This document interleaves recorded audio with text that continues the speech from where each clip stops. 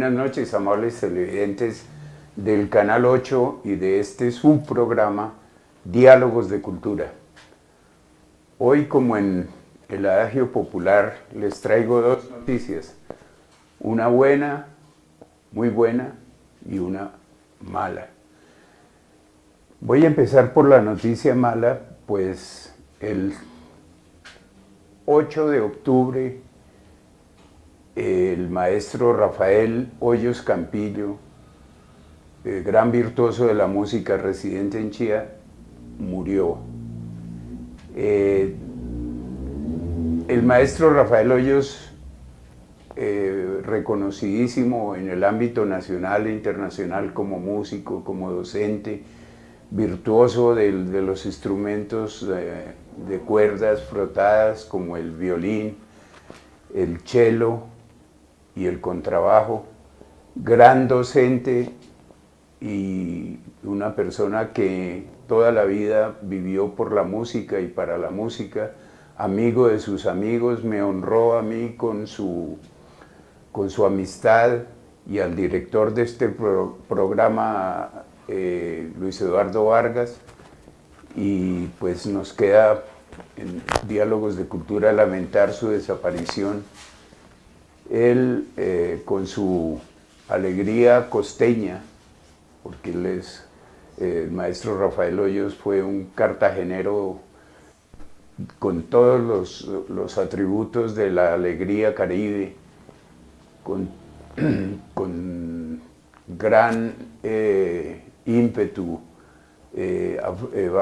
afrontó la música y la docencia, como repito, siendo amigo personal de grandes compositores como Adolfo Mejía, como Guillermo Uribe Holguín, y se desempeñó como director del Conservatorio de Manizales, de la Universidad Nacional, asesor de la Casa de la Cultura de Chía, y el maestro Hoyos recaló en Chía después de muchos años de vida activa en Europa, de estudios en Rusia, en Italia. Recaló en Chía, repito, como su lugar de descanso y como el reposo del guerrero. Fue un virtuoso de la música que nos dejó enormes enseñanzas, y desde este programa Diálogos de Cultura le envío un sentido pésame a su familia, a su esposa, a sus hijos, a Laura, a las mellizas, las Marías, como les decía el maestro, y a todos sus hijos directores y músicos que siguieron el ejemplo de su padre. Para usar una frase muy común, Diálogos de Cultura le desea paz en su tumba al maestro Rafael Hoyos. Bueno, pero no todo es tristeza. Después de esta nota luctuosa vamos por la noticia buena. Tenemos esta noche a una invitada pues súper especial, un personaje de las artes plásticas, de las artes gráficas, que a través de una misión, porque realmente el oficio que desempeña esta persona como ilustradora de libros, de llevar la cultura a los niños y el hábito de la lectura a través de sus trabajos maravillosos de ilustración, les traigo a Gisela Bohórquez. Bienvenida, Gisela, a Diálogos de Cultura. Gracias por la invitación. Feliz de acompañarlos esta noche. Bueno, ¿de qué se trata esta entrevista? Simplemente de que nos digas, nos narres cómo es que te inicias en este oficio maravilloso de la ilustración y del arte gráfico, cómo saliste bendecida con ese atributo tan importante, y cómo escogiste esa profesión tan noble, tan hermosa de la ilustración de libros para niños especialmente, aunque yo sé que que tú dominas otras técnicas, que has explorado otros ámbitos también del arte gráfico, pero primero que todo, la primera parte de la pregunta es ¿cómo te llegó esa inspiración? Y segundo, ¿cómo lograste enfocarte más que todo hacia los niños? Eso que es lo que a mi modo de ver me parece importante y repito ese adjetivo porque es un oficio maravilloso, noble, hermoso. Ok, pues todo comienza cuando era muy pequeña, cuando empecé a dibujar, como todos los niños dibujamos y nos encantan los colores y todo esto, entonces a partir de ese momento y hasta el día de hoy, la fascinación por los colores, por las formas, por dibujar, por contar historias, pues me gustó mucho. Yo hacía cómics, hacía muchos dibujos, me inventaba historias y a partir de eso ya en el momento en que tengo que elegir una carrera para decidirme qué hacer el resto de mi vida, pues elijo el diseño gráfico que iba muy acorde con ese amor a los colores, a las formas. Y realmente pues yo pienso que en mi caso el dibujar para niños es también como dibujando para mí ese recuerdo infantil y porque siento que tuve una infancia muy feliz y creo que eso se quedó para siempre y por eso además de ser una cosa comercial, es decir, es un trabajo, la ilustración infantil es un trabajo que tiene una amplia gama para trabajar ahí, también es algo que me gusta mucho y pues que me recuerda a mí misma y de paso pues he trabajado con niños también, entonces también me gusta como explorar esa parte y pues que me divierto un montón sobre todo eso. Como decía Pero, Sarita Montiel, si no me pagan no me divierto tanto. pero o sea, eso forma parte de un proyecto de vida definitivo en ti, de enfocarte hacia ese campo de la ilustración. Pero, ¿qué herramientas utilizas? Porque los ilustradores, según entiendo, pues tienen demasiadas herramientas en sus manos, demasiadas técnicas. ¿Tú cuál elegiste para expresarte en ese campo tan especial? Ah, bueno, pues a partir de que empecé a trabajar, a estudiar en la universidad, yo hacía mucho acuarela, me gustaba muchísimo la acuarela y lápiz de color, pero cuando entré a la universidad y vi un computador, me enloquecí, me enamoré y me fascinó, y a partir de ese momento me dediqué a hacer ilustración digital, y esa es como la técnica que me gusta más y por la que me desenvuelvo, y que para el trabajo es mucho más fácil editar, enviar, yo trabajo para el exterior, entonces enviar el trabajo es mucho más sencillo por internet, poderlo editar mucho más fácil. Pero no es solo el trabajo actual ya de una profesional cuajada ya pues absolutamente capacitada para desempeñar ese trabajo.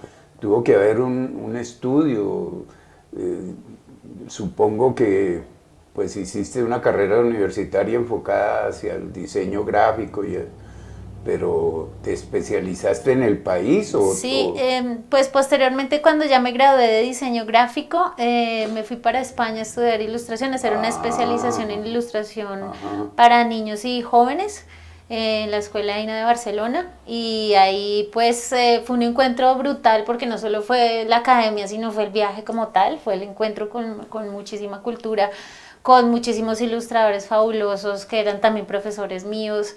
Y pues eso fue un momento muy especial y muy importante en mi vida, haber salido del país, haber podido estudiar y no era ahí tanto de técnica, sino la carrera era más enfocada a la comunicación de muchos aspectos, es de ser versátil y manejarnos en muchos ámbitos como libro infantil, como libro juvenil, cómic, libro educativo, entonces eso me amplió muchísimo y hoy en día pues considero que soy muy versátil y que puedo manejar muchos estilos. No me caso con un solo estilo y eso me ha permitido pues trabajar mucho porque eso fue lo que exploré mucho en Europa cuando viajé y pues porque dan ganas de dibujar muchas cosas, entonces como que no me quiero centrar en una sola cosa, aunque en realidad el dibujo infantil, como te decía, es comercialmente muy movido, entonces Sí, claro. por eso tengo mucho trabajo infantil, aunque Yo no es mi... comprendo muy bien esa parte, pero me imagino que debajo de esa capa de colores y de personajes hermosísimos que supongo que requieren mucho trabajo para lograr la forma y eso, también debe haber mucha parte psicológica que se debe aplicar al manejo educativo, digamos, de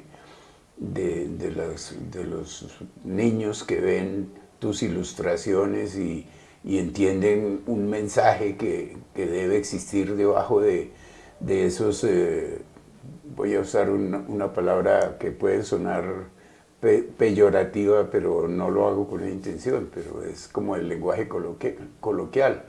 Debajo de esos monos debe haber unos mensajes cifrados o especiales, pues, para comunicar y para educar, para formar, supongo yo. Pues todo depende del proyecto. Por ejemplo, los proyectos educativos se tiende mucho más a... depende del proyecto, más a enfocarse a la realidad, a lo que se necesita puntualmente. Por ejemplo, un libro de ciencia, entonces la ilustración tiene que llevar mucho de realidad.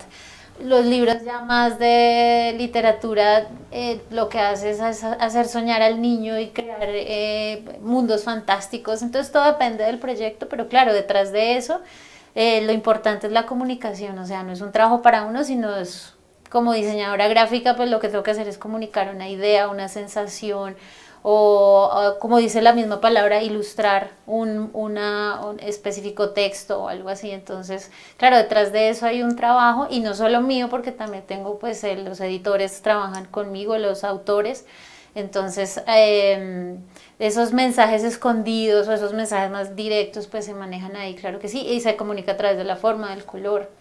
Mira que hace un par de años, estando yo en la librería Panamericana, me encontré un libro tuyo que me dio pues una sorpresa muy grata y pues casi que inesperada, de cómo tú ilustraste la infancia de nuestro premio Nobel Gabriel García. Cuéntame esa experiencia, porque eso es hecho en colaboración con alguien, o tú escribiste el guión y lo ilustraste. ¿Cómo Bueno, funciona eso? la historia Para lograr una pieza tan hermosa como es a nadie se le había ocurrido. Todos conocemos a Gabo en su edad adulta, pero la infancia, eso fue para mí una sorpresa muy agradable. Cuéntame. Bueno, el proyecto comenzó con un manuscrito que había existido antes, que escribió John Naranjo, en verso, pero desafortunadamente ese libro se lo robaron, el computador que contenía los escritos se lo robaron, quedó sin texto, pero quedó con una idea. Entonces con John hicimos como una colaboración de coautoría. Él tenía, como se perdieron los textos, hicimos con los textos más pequeños, y yo colaboré con las imágenes, digamos que fue una coautoría. Y ya tenemos claros los momentos de Gabo que eran muy importantes. Por ejemplo, cuando pintaba las paredes, las rayaba y lo dejaban. Exacto, sí. No lo regañaban, sino que le permitían explorar, que estaba rodeado de libros, que su abuelo... Volar con su imaginación. Que su abuelito fue clave en ese momento, porque era un señor que le contaba unas historias maravillosas de barcos. Entonces, retomar todo eso en la infancia de los niños, que no solo le abrió la creatividad, sino lo dejó ser libre, lo dejó explorar un montón de cosas, que él imprime eso en 100 años de soledad. Entonces mi preparación fue, primero, volver a leer el libro, ver muchas fotos de Leo Matiz, que había sacado fotos de Aracataca. Que era también cataqueño, sí, Leo Matiz. Exacto, entonces me inspiré mucho en esos paisajes, y bueno, nada, pues leyendo un poco acerca de la biografía de Gabo y su infancia. O sea, televidentes, que esta noche ustedes pueden darse cuenta que detrás de un libro como ese, que es un libro que merece un premio editorial, pues hay mucha investigación. Como nos cuenta la maestra Gisela, tuvo que nutrirse de mucha información para poder realizar esa obra que yo recomiendo, que si ustedes la pueden adquirir y ponerla al alcance de sus hijos, pues maravilloso. Pero vamos a un corte comercial y ya regresamos.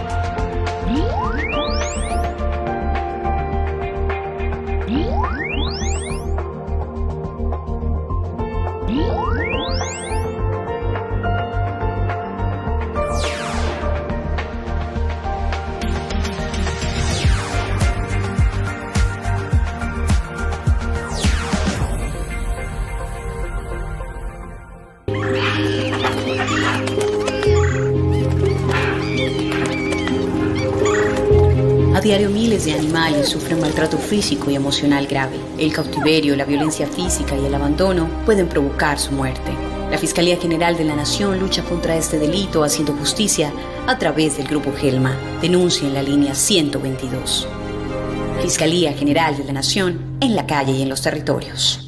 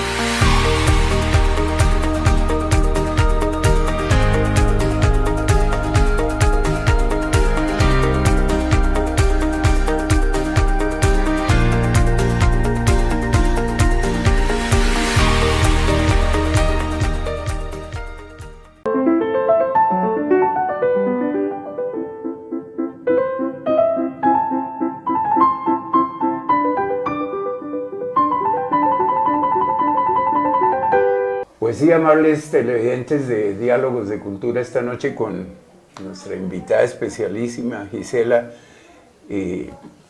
con ganas de investigar más sobre tu modus operandi, cómo haces tú para crear, qué necesitas, música, tú escuchas música mientras trabajas, porque yo entiendo que eso es un trabajo solitario, es un trabajo donde no se puede...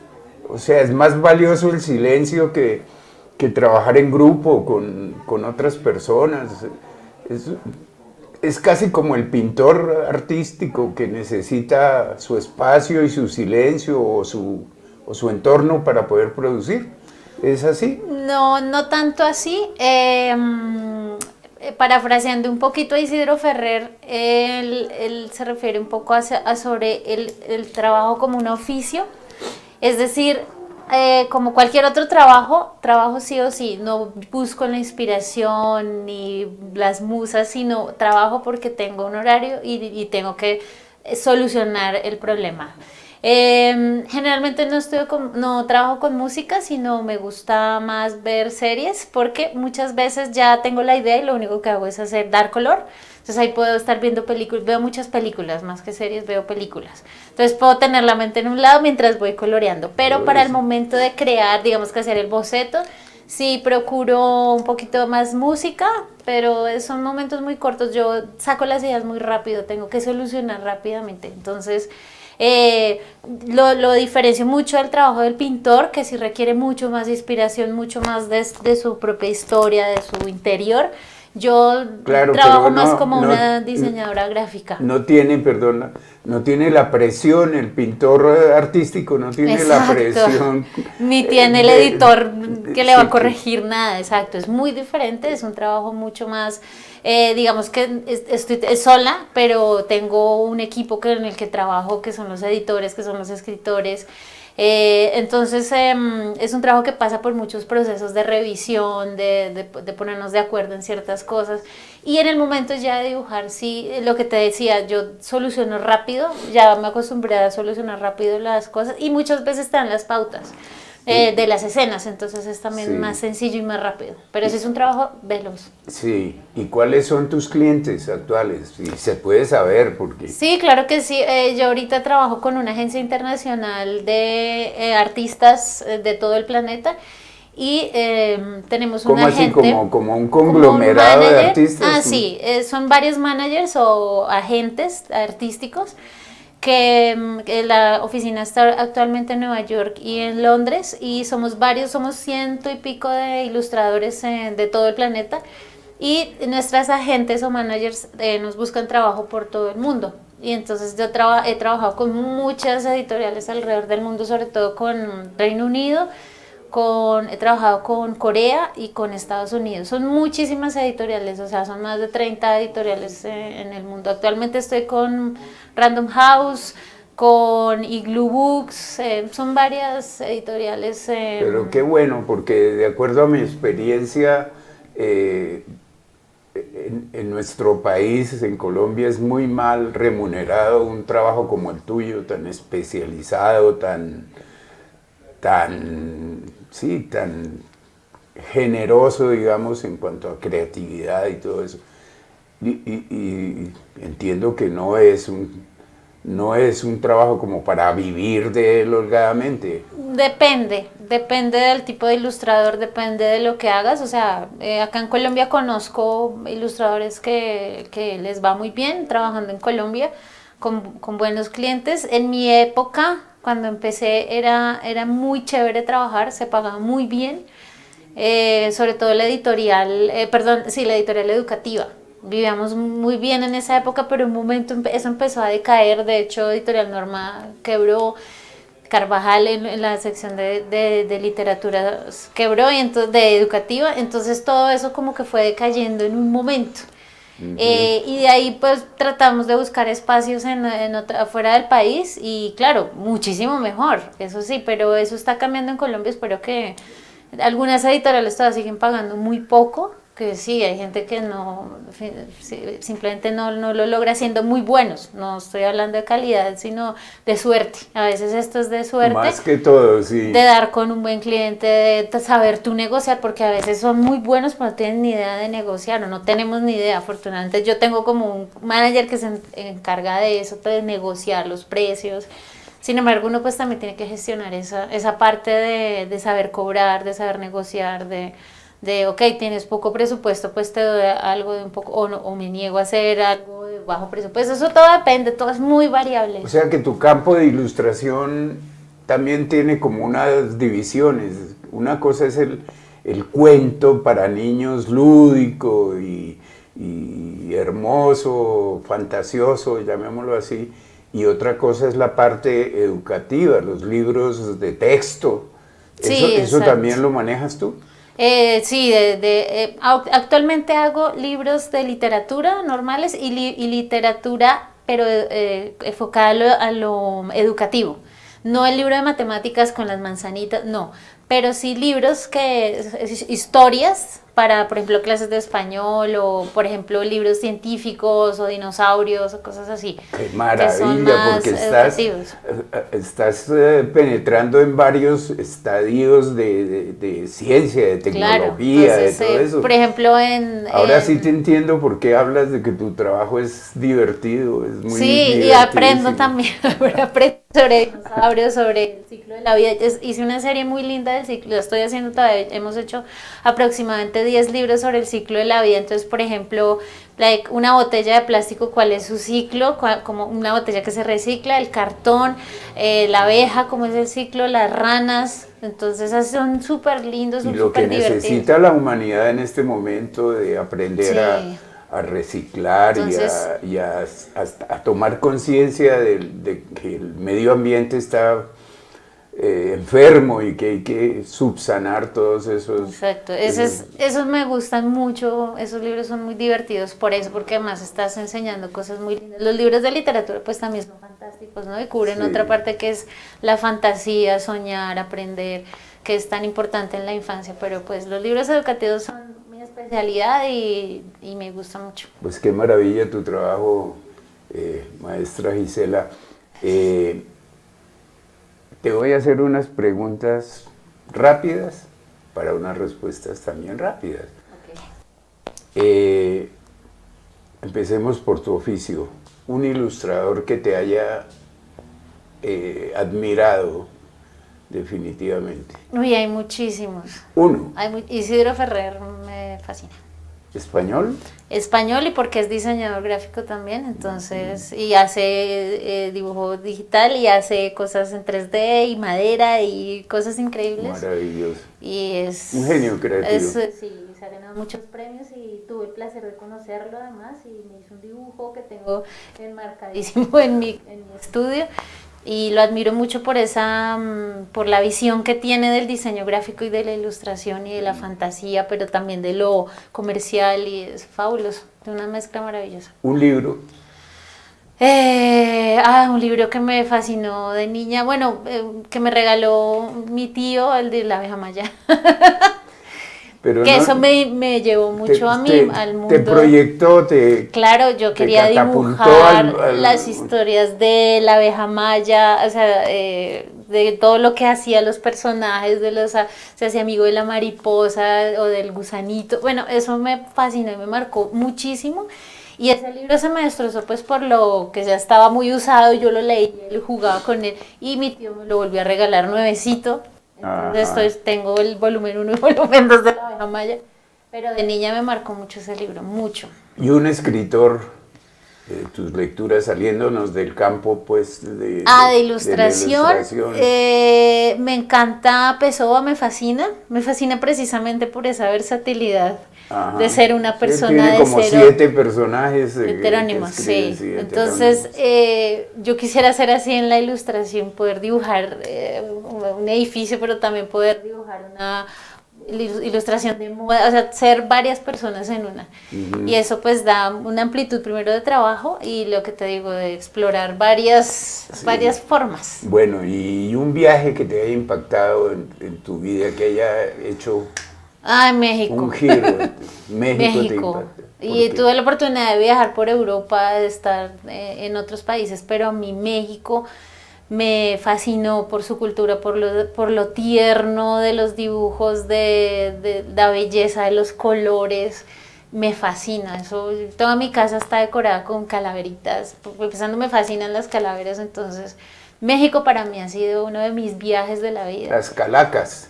Sí, las Catrinas. Entonces, Catrinas, todo eso me fascina. Creo que ese ha sido uno de mis viajes por muchas cosas. Sí. ¿Y un sitio donde quisieras pasar el resto de tu vida? No lo había pensado. En mi estudio, dibujando cosas fabulosas, teniendo un lugar tranquilo.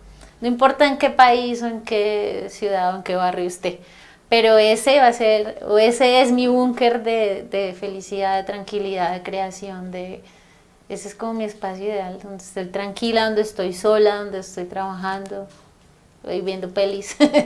Sí. Ese es como el lugar favorito. ¿Y un viaje? ¿Qué quiero hacer? Sí. Me gustaría ir a Asia. Asia es otro mundo y artísticamente es brutal y creo que sí recorrería Asia, China, Japón, todo eso me fascinaría, no sé. Tokio sería el primer sitio donde iría ahorita. ¿Cómo te nutrirías de más información que es lo que un artista gráfico, una maestra de la ilustración necesita, ¿no? Un bagaje grandísimo de culturas, de imágenes, de poder pueblos, comprender eso. Y cuando tú dibujas para otros países, por ejemplo, a veces una botella, un detalle pequeño, una flor, es súper importante entender que es un lenguaje universal.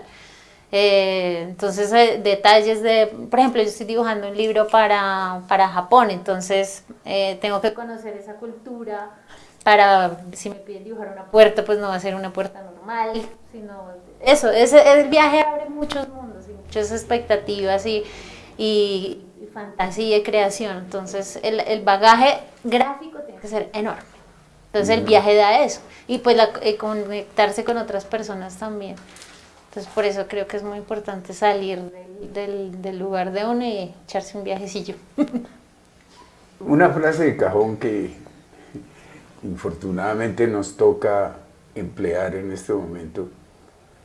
El tiempo en televisión es muy corto. Nos quedaríamos aquí toda la pues noche. Es apasionante todo lo que tú has narrado, tus vivencias, tu experiencia en tu trabajo y el éxito, porque eso de ser exitoso y en este trabajo es muy difícil, sí, es claro. mucha competencia, no es tan bien valorado como otros trabajos, entonces tener éxito acá es difícil y pues estoy muy satisfecha hasta donde he llegado.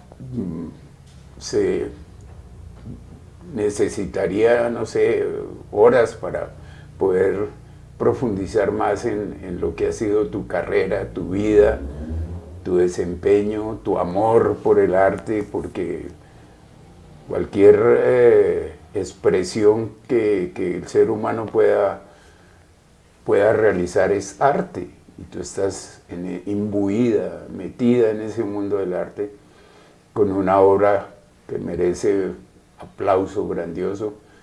Muy agradecido, maestra Gisela, por haber venido a Diálogos de Cultura, por habernos ilustrado, valga el símil, con tu oficio, y muchos éxitos. Muchas gracias por venir y esperamos tenerte en otra ocasión. No, a ti muchísimas gracias por acompañarlos esta noche, yo muy feliz, mil gracias. Amigos televidentes de Canal 8 y Diálogos de Cultura, no se olviden, el miércoles a las 8 p.m. Diálogos de Cultura para ustedes. Muchas gracias por su tiempo y una feliz noche.